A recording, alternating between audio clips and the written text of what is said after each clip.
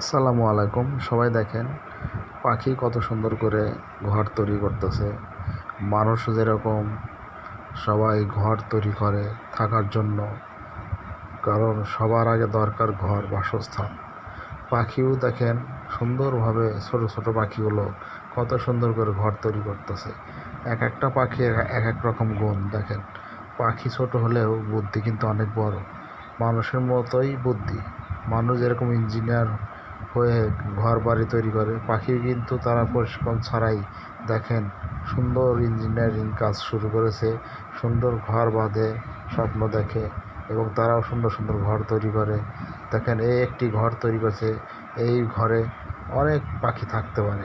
একটা ঘর তৈরি করছে, একটা ঘরেই না হলে 200-300 পাখি থাকতে পারে। এবং এই ঘরের ভিতরে অনেকগুলো ঘর আছে, ভিতরে অনেক সুন্দর সুন্দর ডিজাইন আছে। তো কত ধরনের পাখি কত রকমের ঘর তৈরি করে, কত সুন্দর করে, কত শৌখিন করে ঘর তৈরি করে। মানুষ যেরকম শৌখিন করে ঘর তৈরি করে, পাখিগুলোও সেই রকম শৌখিন করে তারা ঘর তৈরি করে। তারা ছোট হলে কি হবে, তাদের বুদ্ধি কিন্তু অনেক বড়। দেখেন, এই যে কিছু কিছু পাখি আছে গাছের অনেক উঁচুতে তারা ঘর বাঁধে। তারা ঘর বাঁধে, সংসার করে, তাদের বাচ্চা কাচ্চা হয়, তারা মিলেমিশে থাকে। দেখেন, মানুষের মতোই তারা ঘর তৈরি করে, ঘর বাঁধে এবং বাচ্চা কাচ্চা হয়। তারা দেখ কত সুন্দর স্বামী স্ত্রী তারা মিলেমিশে ঘর তৈরি করে এবং তাদের বাচ্চা কাচ্চা হয়।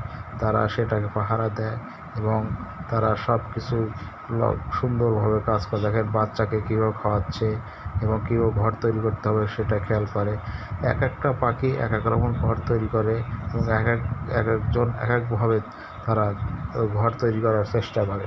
দেখেন, সুন্দর সুন্দর প্রতিটা পাখি কিন্তু অনেক সুন্দর করে ঘর তৈরি করে। মনে হয় ঘর ভেঙে যাবে, না, ভেঙে যায় না। অনেক ঝড়ঝাপটা আসে, অনেক বৃষ্টি হয়, কিন্তু ঘর কিন্তু ভেঙে যায় না, নষ্ট হয় না। তারা বাচ্চা নেয় ঠিকই, কিন্তু ঝড় বৃষ্টির ভিতর তারা বসে থাকে, তাদের বাচ্চাকে লালন পালন করে, বাচ্চাকে সুরক্ষা দেয় এবং রক্ষা করে যাতে কোনো সমস্যা না হয়। আমরা তো মনে করি এই বাতাসে হয়তোবা পাখির ঘর ভেঙে গেল, পাখির বাসা ভেঙে যাবে। না, কখনোই ভাঙে না। দোল খায় কিন্তু কখনো ছিঁড়ে পড়ে না, কখনো ভেঙে যায় না। পাখিগুলো কত সুন্দর দেখেন, তারা এক মগ ডালে বসে তারা ঘর তৈরি করতেছে সুন্দর।